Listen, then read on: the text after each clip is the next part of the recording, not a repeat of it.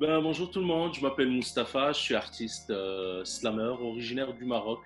J'ai enseigné pendant 14 ans. En parallèle, j'ai encore une vie artistique assez riche qui est un slalom géant entre. Ça a commencé avec le rap. À un certain moment, ça a switché vers le raga, un style de musique festif que j'écoutais beaucoup. Et le coup de foudre artistique, on va dire que c'est le slam. C'est à travers cet art, ce courant artistique, j'ai pu faire, on va dire, une centaine d'ateliers à travers 8 ans. Ça m'a permis un petit peu de voyager, de venir aussi découvrir le Canada. Et c'est là où c'était le coup de foudre. Et par la suite, ça m'a donné l'envie de venir m'installer dans ce pays. Donc là, actuellement, je suis à Ottawa. Donc ça fait à peu près, je viens de boucler une année.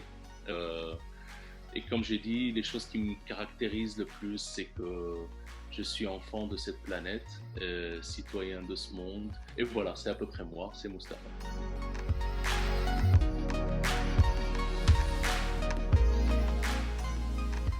Le racisme systémique de la communauté musulmane dans le monde, je dirais oui, ça existe. Au Canada, sincèrement, d'après mon expérience, peut-être ça existe au Canada, mais moi je ne l'ai pas ressenti. Les gens respectent, respectent la différence. Il y a des mosquées un peu partout. Il faut savoir aussi, dans une ville comme Ottawa, il y a des mosquées un peu partout. Tu as le chef du gouvernement qui, à chaque fête religieuse, à chaque Eid, il fait un message de sympathie pour toute la communauté, pour les rassurer, pour éviter qu'il y ait des amalgames aussi quand il y a par exemple des événements qui sont durs et tout, pour supporter cette communauté et tout ça. Je trouve que c'est un travail remarquable. Le Canada, c'est un pays qui repose sur une politique migratoire. Vraiment, c'est un modèle pour tous les pays du monde. Parce que il y a, tu sais, dans une population, c'est cosmopolite, où tu as toutes les communautés du monde et tout ça, dans le même pays, où il y a ce respect, l'acceptation et tout ça, ça fait en sorte que le tissu social se sente bien. Il y a un événement qui est resté gravé dans mon cœur et que vraiment j'ai envie de soulever sur cette vidéo. C'est quand il y avait le massacre, un petit peu ce qui s'est passé en Syrie. Et quand tu vois que tous les pays du monde, ils ont fermé leurs frontières face à ce peuple, et que tu as un pays comme le Canada qui dit non, on ouvre les portes à ce peuple, c'est des réfugiés, il faut qu'on les ramène, il faut instaurer la paix un peu partout dans le monde. Et c'est des gens qui ont vécu des massacres, il faut qu'on les accueille pour leur donner peut-être l'occasion d'avoir un nouveau départ. Bon, pour moi, je dis que c'est très positif. Peut-être qu'il y a des choses qui sont négatives, mais moi, je ressens plutôt beaucoup de positivité là-dessus.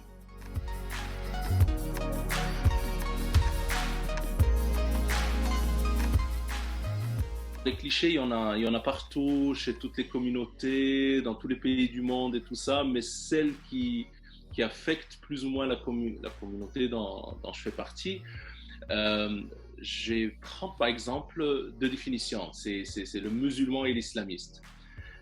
Actuellement, avec tout ce qui se passe dans le monde, les gens ils font l'amalgame, ils n'arrivent pas encore à faire la séparation entre ces deux termes. Le musulman, c'est tout simplement une personne comme toi et moi, c'est une personne qui est adepte d'un courant religieux, qui est l'islam.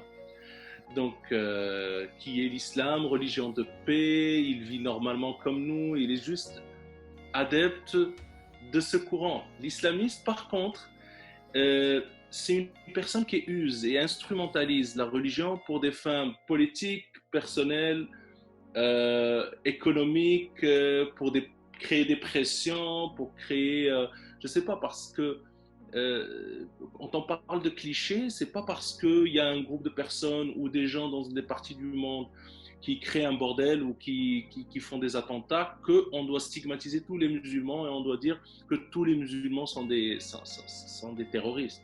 Ça se fait pas. Parce qu'à un certain moment, avec ce qui s'est passé en septembre et tout ça, toute la population musulmane dans le monde, elle a été stigmatisée. À un certain moment, nous, on était pour rien, mais on sentait une peur. C'est une frustration qui t'oblige à ne plus vivre normalement et à sentir que voilà, tu es stigmatisé pour quelque chose dont tu n'es pas responsable. Et donc, il y a ce cliché, par exemple, et c'est des clichés, par exemple, comme ce qu'on voit dernièrement avec le coronavirus et avec, c'est pas parce que le virus il est apparu en Chine qu'on doit stigmatiser toute la population asiatique ou chinoise. Les musulmans, ils ont souffert de ça. Et je pense que le monde actuellement, il est un peu plus conscient que ces amalgames, c'est vraiment l'étincelle qui te déchire un tissu social. Donc, voilà.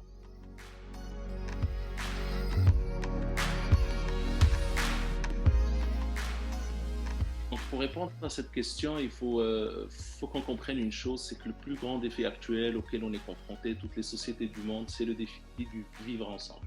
On a besoin de vivre ensemble, on a besoin de coexister. Et c'est pas parce qu'on vit dans un pays où la situation elle est bonne, elle est très positive, on s'en fout de ce qui se passe dans le monde. Non. C'est un pays comme le Canada s'investit dans le monde pour instaurer la paix, pour résoudre des conflits et tout ça. Sur un plan social, concret, dans nos quartiers, ce qu'on vit chaque jour, euh, on vit dans une société qui est composée de plusieurs communautés, de plusieurs personnes, de plusieurs religions, de plusieurs... Première chose, on s'accepte et on doit faire en sorte que tous les composants de cette société se sentent à l'aise et non pas lésés. Quand on est aidé dans un cercle sociétal, quand on arrive à sentir de l'amour, la force et le soutien des autres, autrui, automatiquement on s'insère dans le projet sociétal et on a envie d'être un membre productif. C'est ce qui fait que moi je vais me sentir à l'aise et quand je vais aider l'autre, même sur un plan psychologique, je me sens encore plus à l'aise parce que je fournis de l'aide, je fournis un soutien pour l'autre. Je donne l'exemple de la marche qui a été faite à Ottawa contre le racisme par rapport aux événements, ce qui s'est passé aux États-Unis au Black Lives Matter. C'est à un certain moment, la marche, il n'y avait pas que des Afro-Américains, toute la population de la ville d'Ottawa qui est sortie, il y a la communauté asiatique, maghrébine, tout le monde, il y a tout le monde qui était dans la rue. Et vraiment, pour moi, c'était une grande leçon pour tout le monde. Et vraiment un rendez-vous pour se sentir tous ensemble et pour dire non au racisme, non à tout ce qui nous guette. Parce qu'en fin de compte, on peut être, aujourd'hui ou demain, on peut être sujet de clichés ou stigmatisation ou de haine. Et il est temps de se mettre tous ensemble pour combattre tout ça. Comme j'ai dit, aider autrui, ça engendre un sentiment de satisfaction. Je donne un exemple. Quand je suis venu ici au Canada, vous savez, on vient d'un pays, on vient d'Afrique, et à un certain moment, on n'a pas vraiment les ressources nécessaires. Quand on est nouveau, il faut payer un loyer, il faut acheter des meubles, comment dirais-je, c'est le départ, donc il faut beaucoup de moyens. Heureusement que dans ce pays, on a trouvé des services de pré-départ, on a trouvé des maisons de quartier, par exemple. Ici, dans le quartier de Vanier, il y a une maison qui s'appelle la maison Marie-Louise. Et quand j'ai fait la connaissance de cette structure, ils étaient là pour accompagner les nouveaux arrivants, leur donner des meubles. Si tu as besoin d'un sofa, par exemple, si ils ont la disponibilité, ils peuvent t'aider pour des services, pour t'orienter vers des structures. Et je pense que c'est ce qui fait la force d'un tissu social de n'importe quel pays.